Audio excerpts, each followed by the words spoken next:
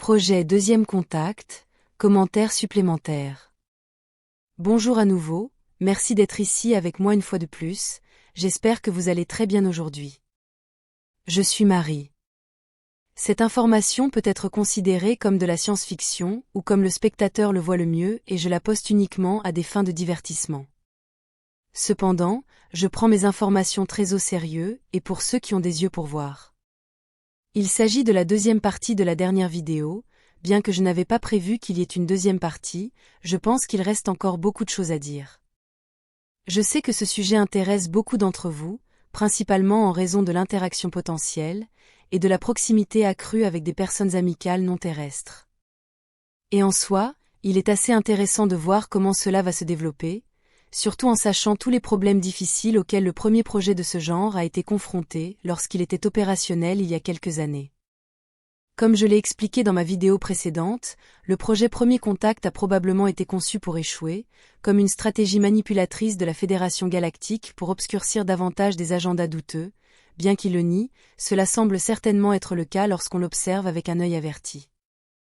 Ce deuxième projet n'a toujours pas de nom propre, je l'appelle donc simplement projet Deuxième Contact faute de mieux, et j'espère qu'un tel nom ne restera pas, car il est inapproprié et assez trompeur, car vous avez probablement remarqué, lorsque j'ai publié ma dernière vidéo, la première pensée qui vient à l'esprit est le fait que ce projet était censé ne pas avoir de contact. Pourtant, en observant de près la dynamique de ce projet, il ne peut pas fonctionner sans contact, même si les opérateurs tégétiens seront instruits de nier leur origine stellaire, s'ils sont acculés par des personnes du grand public. Mais ayant dit cela, et comme nous l'avons discuté ici dans mon groupe de soutien au travail du CIC, les seules personnes qui acculeraient l'un des opérateurs tégétiens du projet Second Contact seraient exactement vous, mon public direct, car c'est vous qui savez qu'ils sont là, et non le grand public, qui en fin de compte ne se soucie même pas de ces choses.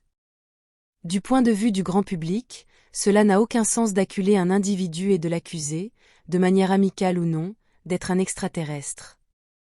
C'est plutôt l'inverse, c'est lorsqu'un individu affirme ouvertement qu'il est un extraterrestre lorsqu'il est confronté par le grand public, exige des preuves, est attaqué, ridiculisé, et ainsi de suite, exactement comme cela s'est passé lors du désormais ex-projet Premier Contact, et à grande échelle. Ce ne sera pas le cas lors de ce projet Deuxième Contact, car les opérateurs tégétiens prétendront être de simples terriens, comme ils disent ici, des gens ordinaires faciles à confondre avec d'autres, donc ils seront en sécurité pour la plupart. Je le sais, car certaines rumeurs me parviennent, que beaucoup d'entre vous, mon public, chercheront activement en ligne, essayant de détecter des tégétiens se faisant passer pour des humains, peut-être même comme un sport. Je pense que c'est assez inévitable, alors, que puis-je dire d'autre que d'être responsable, respectueux les uns envers les autres, et, eh bien, amusez-vous. Mais je veux que vous sachiez que nous en sommes conscients. Pourtant, ce n'est pas l'objectif de ce nouveau projet, semer des informations partout, y compris dans des forums institutionnalisés et matriciels, tels que des forums scientifiques et philosophiques par exemple, ceux de certaines universités, des forums en ligne de ce type qui sont ouverts au public. Pourtant, les forums de sciences médicales ont été complètement écartés, car nous pouvons anticiper de forts problèmes venant de là si nous le faisions, pour des raisons évidentes, à l'exception des forums de médecine alternative et sur les soins à base de plantes et autres sujets similaires, s'ils existent seulement. La science médicale tégétienne est tout à fait l'opposé de celle de la Terre, donc aller dans ces forums va causer des frictions inévitables, pour le moins.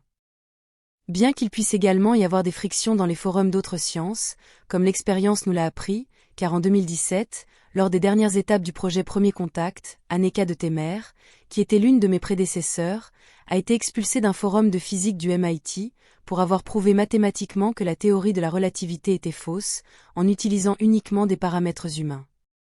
Pour faire court, elle a prouvé en démontrant que la vitesse de la lumière n'est pas une constante, donc effondrant toutes les formules qui en dépendent pour ainsi dire. Je cite une définition en ligne de ceci pour prouver mon point de vue.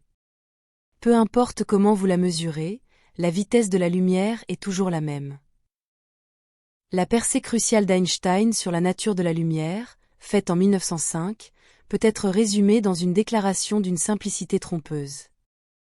La vitesse de la lumière est constante. Fin de la citation.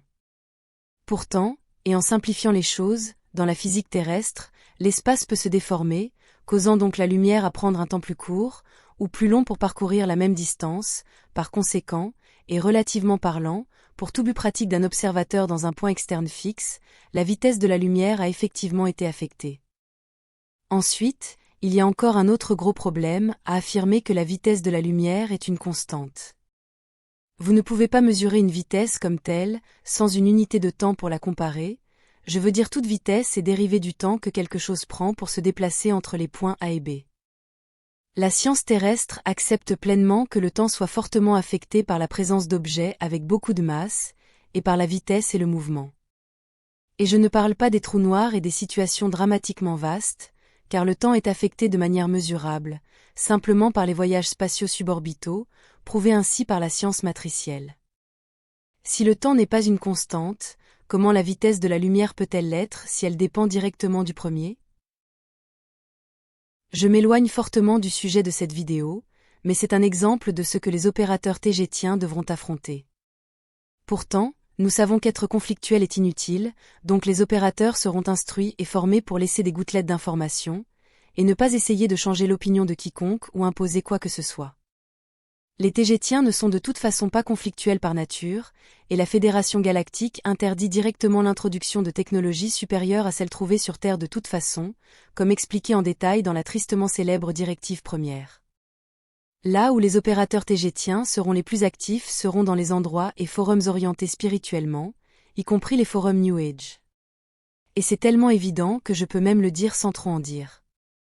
Maintenant, inévitablement, cette autre chose se produira, méfiez-vous des innombrables trolls et frimeurs qui voudront se faire passer pour un tégétien en ligne, car il y en aura beaucoup, souvenez-vous que s'ils disent qu'ils en sont un, alors automatiquement ils ne le sont pas, car les vrais ne prétendront pas une telle chose. Mais les imposteurs peuvent habilement vous faire croire qu'ils en sont un, exprès, juste pour rire, alors méfiez-vous de cela aussi. Ce que je veux dire ici est qu'il sera tout à fait inutile de partir à la chasse aux opérateurs tégétiens, car que vous le vouliez ou non, ils seront cachés sous plusieurs couches d'imposteurs, de désinformation, et de choses New Age matricielles. D'autant plus que leur objectif n'est pas de rester uniquement sur des forums et des endroits liés à mon groupe, ou qui en sont membres, y compris Robert et Goshia et leurs cercles sociaux. Pour ceux d'entre vous qui ne les connaissent pas, je fais référence à Robert de Desperando Enigma, en espagnol, et Goshia de Cosmic Agency et Agencia Cosmica, en anglais et en espagnol. Ce sont des chaînes YouTube, mais elles ont des réseaux sociaux qui leur sont attachés. Ils ont diffusé les informations de mon groupe, des années avant moi, leur objectif est de diversifier autant que possible les lieux en ligne où ils travailleront, dans le monde entier, et dans autant de langues que possible. Comme le nombre total d'opérateurs tégétiens sera d'environ 500 dans le monde entier, les chances d'en trouver un, ou d'en rencontrer un sont assez minces, d'autant plus qu'ils font de leur mieux pour ressembler le plus possible à des humains. Tenez compte de cela avant de courir partout à leur recherche, car cela ne sera probablement qu'une perte de temps.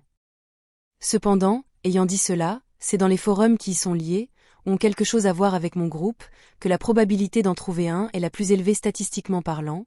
Cependant les opérateurs eux-mêmes savent que ce sont les endroits où ils peuvent être le plus détectés. Comme je l'ai dit au début de cette vidéo, le contact et l'interaction sont inévitables. J'espère simplement que les opérateurs et leurs guides expérimentés seront assez sages pour ne pas commettre les mêmes erreurs que ceux du premier projet. Un autre point que je souhaite aborder est que nous sommes conscients de la similitude ou de la connexion apparente de notre groupe et de ses projets, avec les contrôleurs du plan terrestre visant à provoquer ou simuler une invasion extraterrestre. Nous savons que tout ce qui est extraterrestre est fortement promu et poussé sur le public pour conditionner leur mentalité le plus possible à accepter leur plan. Je dois déclarer ouvertement que nous n'avons rien à voir avec cela, ou avec eux, et c'est aussi l'une des raisons les plus importantes pour lesquelles les opérateurs tégétiens ne doivent pas dire ouvertement qu'ils ne sont pas de la Terre. À moins qu'ils ne se trouvent dans un environnement en ligne fermé et confiné, avec des personnes partageant les mêmes idées, ce sera leur choix, et ce seront eux qui devront assumer la responsabilité de leurs actions. Leur mission est de semer des concepts et des informations pour élever la vibration de l'inconscient collectif humain, pas d'être en ligne causant des drames inutiles et divertissant des personnes non préparées. Les opérateurs sont conscients de tous les problèmes du premier projet, et seront bien adaptés et préparés à affronter les nouveaux défis. Merci à tous pour votre amour et votre soutien, vous n'avez aucune idée à quel point j'apprécie. J'envoie un gros câlin à chacun d'entre vous, mes amis là-bas. C'est tout pour aujourd'hui, comme toujours, merci d'avoir regardé ma vidéo, et d'avoir liké, partagé, et de vous être abonné pour davantage. Et j'espère vous voir ici la prochaine fois. Avec beaucoup d'amour, votre amie, Marie Soiroux.